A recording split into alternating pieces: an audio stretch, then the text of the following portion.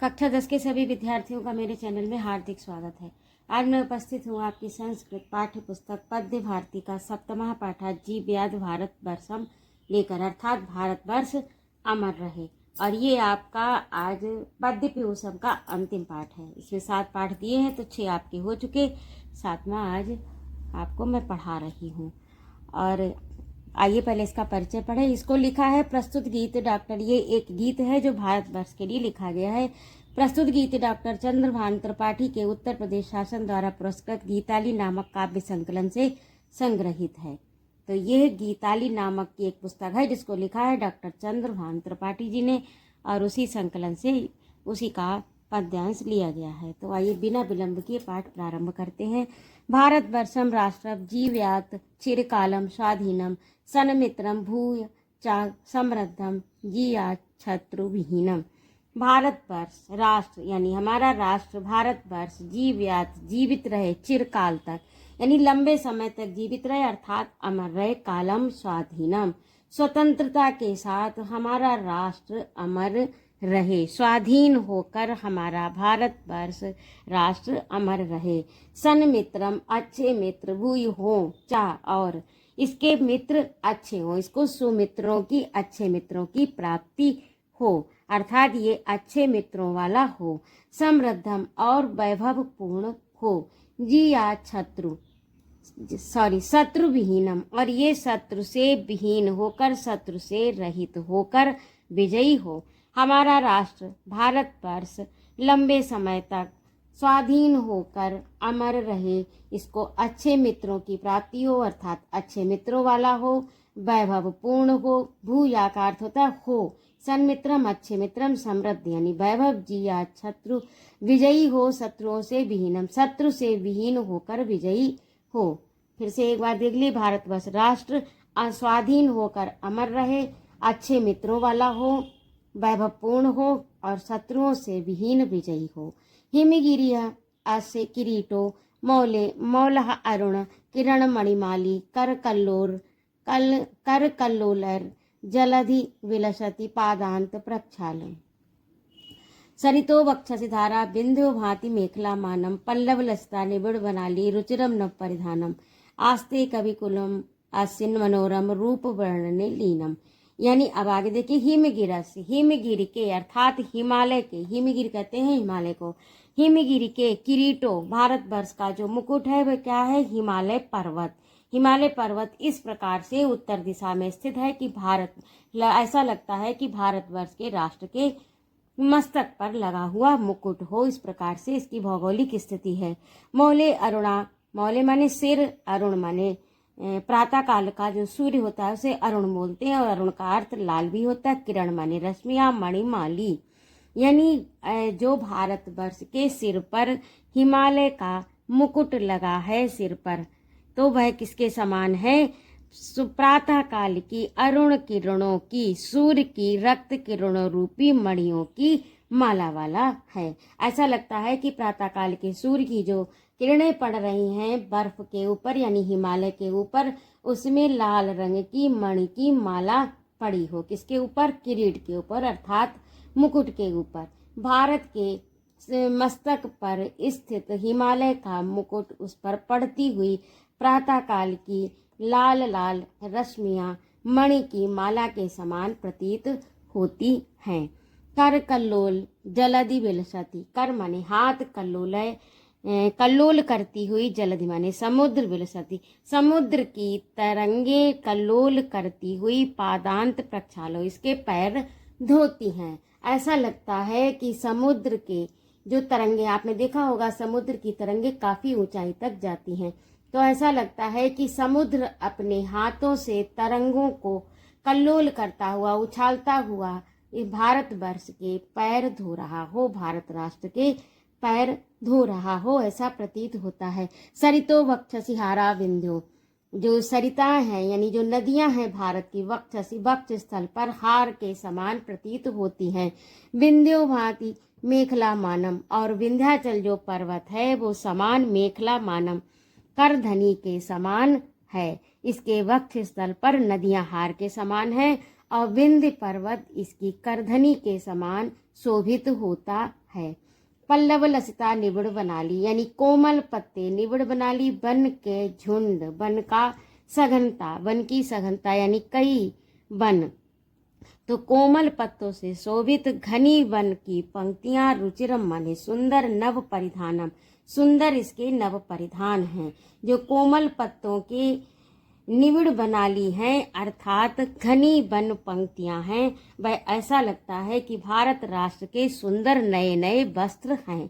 आस्ते कविकुलम अस्य मनोरम रूप वर्णने लीनम, आस्ते हैं कविकुल मन, कविकुलम अस्य, और इसके कवि जो है, जो यानी भारतवर्ष के जो कवि हैं, वह मनोरम रूप वर्णन करने में लीन हैं।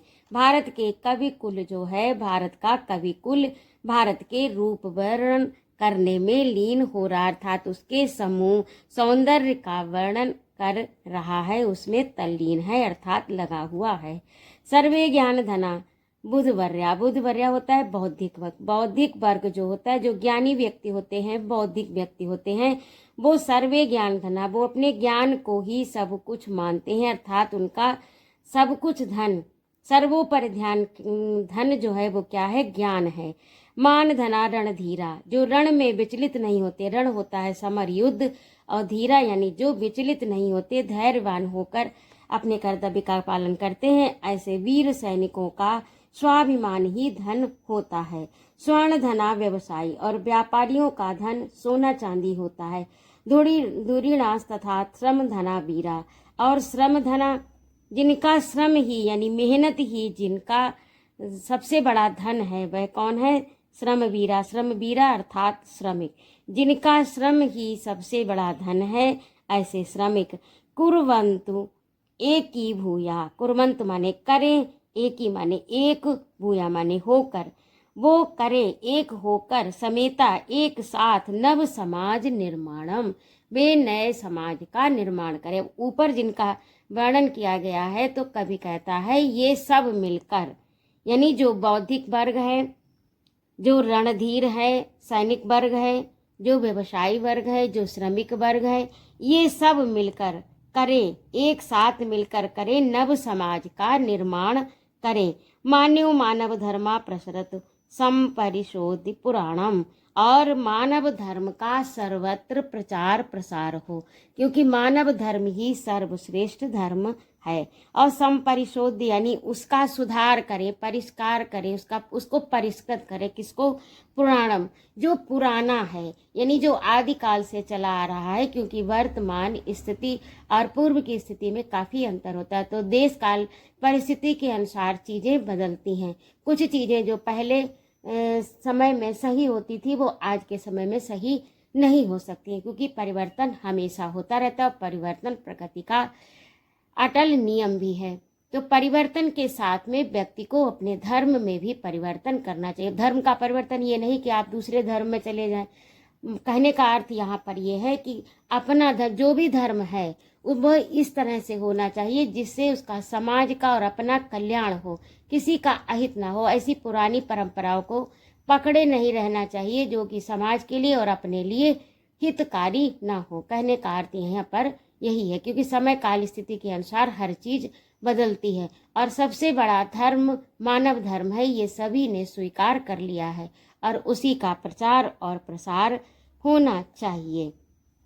आत्मशक्ति सम्मिलित मानव, अब सम्मिलित का अर्थ होता है युक्त होना, यानी आत्मशक्ति को से युक्त होकर व्यक्ति अपनी आत्मशक्ति को एकत्र करे, संगठित करे, यानी आत्मशक्ति को जागृत करे, और पाठम पठे नवीनम, नया पाठ पढ़े जो आज के लिए, आपके लिए और आपके समाज के लिए उपयोगी है, वही कार्य करें। अब अगला देखिए, प्रवहत गंगा पुत तरंगा प्रथयंती महिमानम गायत गीता कर्म महत्तम योग क्षेम विधानम भवेत अहिंसा करुणा सिक्ता यथा स्मृता वाणी प्रसरेत भारत सद्वीराणाम गाथा भुवि कल्याणी देहे स्वस्था सुखितो लोका भावम भजे न दीनम भारतवर्षम राष्ट्रम जीव्यात चिरकालम स्वाधीनम।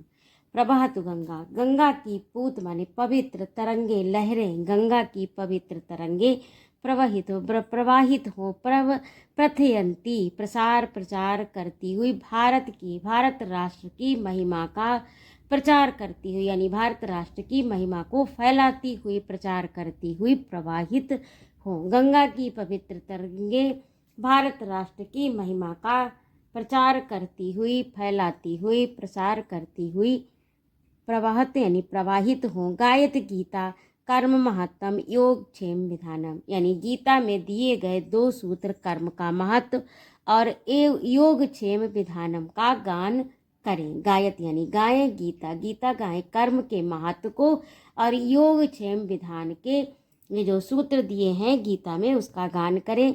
भवेत अहिंसा करुणा सिकता, अहिंसा जो हो वो कैसी हो, करुणा से युक्त हो। सिकता का अर्थ युक्त, पूर्ण हो, करुणा से पूर्ण हो, अहिंसा करुणा से पूर्ण हो। तथा शून्यता वाणी, यानी वाणी कैसी हो, झूठ ना हो, सत्य हो और सुंदर वाणी हो। सु माने अच्छी, अनृता माने झूठ, जो झूठ ना हो, अर्थात सत्य और सुंदर वाणी हो। प्रसरेद भारत सद्वीराणाम गाथा भूवि कल्याणी, पूरी पृथ्वी पर भारत के वीरों की गौरव गाथा का प्रचार प्रसार हो, यानी भारत के वीरों की गौरव का गाथा पूरी पृथ्वी पर फैले।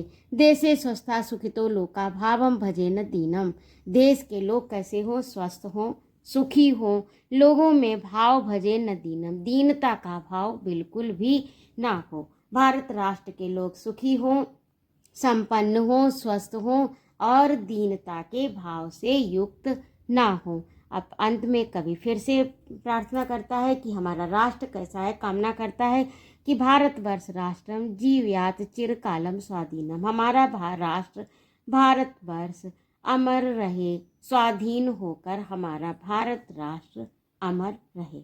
तो उम्मीद है आपको समझ में आ गया होगा। यदि ना आया हो तो कृपया से 2-3 बार सुने, आपको समझ में आ जाएगा ये। और यदि आपको मेरा पढ़ाना अच्छा लगा हो तो कृपया मेरे चैनल को सब्सक्राइब अवश्य करें।